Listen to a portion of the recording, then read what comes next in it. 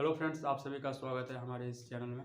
आज हम बात करेंगे राष्ट्रवाद के बारे में। ये राष्ट्रवाद होता है क्या है, ये सबसे पहले कहाँ पर देखने को मिली, इसके क्या परिणाम हुए, वर्तमान में राष्ट्रवाद को लेकर अलग अलग देशों में किस प्रकार की परिस्थितियाँ व्याप्त है, इस चीज़ को आज हम लोग समझेंगे इस वीडियोज़ में। देखिए, राष्ट्रवाद एक ऐसी भावना या विचारधारा होती है जिसमें सभी धर्म, सभी लोग एक साथ मिलकर किसी काम को पूरा करने का प्रयत्न करती है। यानी आप साधारण भाषा में कह सकते हो, लोगों के प्रति धार्मिक भेदभाव को भुलाकर उसके उत्पन्न होने की जो एकता की जो भावना उत्पन्न होती है, उसको हम राष्ट्रवाद की भावना कहते हैं। तो सबसे पहले इस चीज़ की शुरुआत कहाँ पर होगी? लोग धर्म से ऊपर उठकर या फिर जात पात से ऊपर उठकर अपने आप में एकता कब विकसित करेंगे?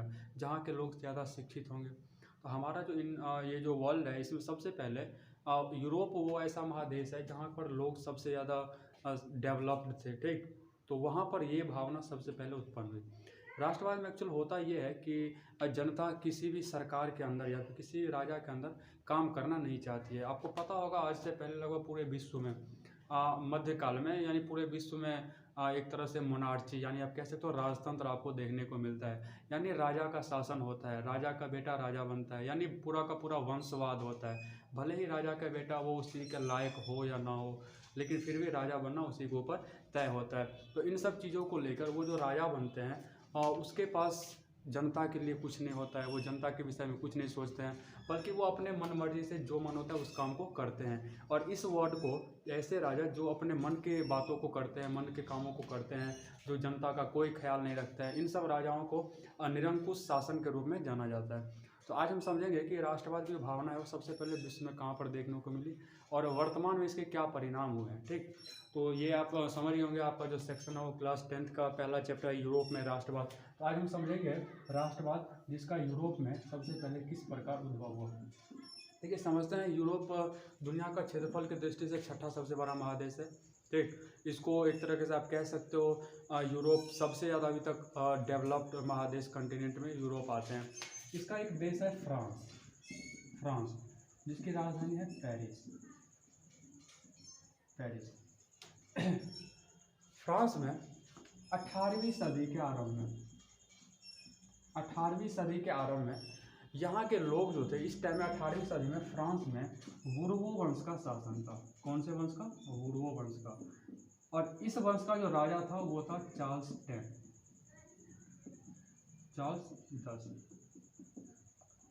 चार्ल्स 10 बुर्बो वंश का एक राजा था, जो एक तरीके से आप कह सकते हो ये जो राजा थे पूरा का पूरा निरंकुश, यानी उसको जनता का कोई लेना देना नहीं, जनता के बारे में कोई ख्याल नहीं, बस वो अपने मन मर्जी से कोई भी काम करते थे। इसी टाइम में हुआ क्या, जो यहाँ के जो लोग थे फ्रांस के, उन्होंने सोचा कि क्यों ना हम ये जो पूरा का पूरा राजतंत्र का जो वंशवाद का सिस्टम चलता आ रहा है, इसको लेकर हम आंदोलन शुरू करें और अपने देश के भीतर हम लोकतंत्र की स्थापना का प्रयास करें। तो इसको लेकर अब यहाँ पर संघर्ष शुरू होगा। कहाँ पर? फ्रांस में। और इसी सब चीज़ को देखते हुए 1830 में फ्रांस के भीतर एक क्रांति होती है, जिसे फ्रांस की क्रांति कहा जाता है, ठीक। 1830 की फ्रांस की क्रांति। अब इस क्रांति में होता ये है कि ये जो हमारे राजा हैं बुर्बो वंश के चार्ल्स 10, इसको अपना गद्दी छोड़ना पड़ता है और ये अपने गद्दी को छोड़कर एक तरीके से ये इंग्लैंड भाग जाता है। इसके बाद फ्रांस में एक नया वंश का आगमन होता है और वो वंश का नाम होता है आर्लियंस वंश, आर्लियंस वंश। और इसके जो राजा होते हैं वो होते हैं लुई फिलिप, लुई फिलिप।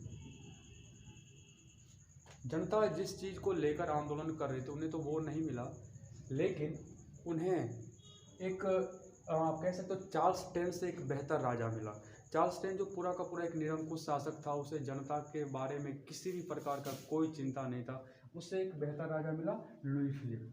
लेकिन लुई फिलिप से भी एक गलती होगी। उसने क्या किया, लुई फिलिप अपने जो उसके जो जितने भी सरकारी कर्मचारी या फिर आप कह सकते हो बड़े अधिकारी के पद थे, उसमें उन्होंने पूंजीपति वर्ग को ज़्यादा सम्मिलित कर लिए और पूंजीपति वर्ग को ज़्यादा से ज़्यादा मात्रा में उन्होंने क्या किया, अपने यहाँ पे भर्ती कर लिया, जिससे समाज में गरीब और छोटे मध्यम वर्ग के जो लोग थे उसके प्रति एक नेगेटिविटी, नकारात्मक विचार फैल गई कि ये एक ऐसा राजा जो सिर्फ बड़े लोगों को ही तवज्जो देता है तो इन सब चीज़ों को देखते हुए उसी टाइम में इसके जो देश के जो भीतर जो थे, इसके शासनकाल में फ्रांस में वो काफ़ी ज़्यादा बेरोजगारी बढ़ गई, भूखमरी की समस्या उत्पन्न हो गई।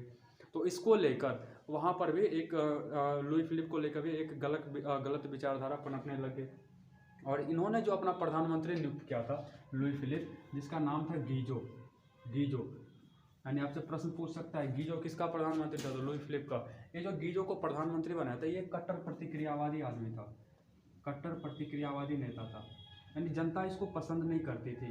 तो इन सब कारणों से लुई फिलिप का भी एक अलग अलग इसको लेके लुई फिलिप को लेके लोगों में मानसिकता फैलने लगे और लोग इसका भी विरोध करने लगे। और इसके विरोध में हद तो तब हो गई जब पेरिस में एक विशाल भोज का आयोजन किया गया, ठीक। और जिसमें जगह जगह लुई फिलिप का क्या हुआ, लुई फिलिप की उसको गद्दी छोड़ने के लिए मजबूर किया गया। तो जिससे क्या हुआ, इसको भी लुई फिलिप को भी गद्दी छोड़कर कहाँ भागना पड़ा? इंग्लैंड। ये भी गद्दी छोड़कर भाग गए। तो आप देख रहे हो कि धीरे धीरे इसके बाद आएगा लुई नेपोलियन, उस टाइम का सम्राट बनेगा। तो ये जो आपका सिस्टम चल रहा है, जनता जिसको लेके वो कंटिन्यू प्रयासरत है, वो चाहती है कि हमारे देश में राजतंत्र खत्म हो, लोकतंत्र की स्थापना हो। तो वो धीरे धीरे अब आपको इस चीज़ में देखने को मिलेगा। तो हम आगे बात करेंगे कि अभी तो हम आपको बस राजाओं के पीरियड के बारे में बता रहे हैं कि कैसे एक के बाद एक राजा बन रहे हैं। राष्ट्रवाद की जो शुरुआत होती है वो फ्रांस से होती है और धीरे धीरे ये फ्रांस से पूरे आपको ऑल यूरोपियन कंट्री में फैल जाएगी, फिर वो अमेरिका, इंडिया या फिर जितने भी एशियन कंट्री वहाँ पे देखने को मिल जाएगी। तो मिलते हैं हम लोग नेक्स्ट वीडियो में और इससे आगे समझने का कोशिश करेंगे अगली क्लास में। तब तक के लिए धन्यवाद।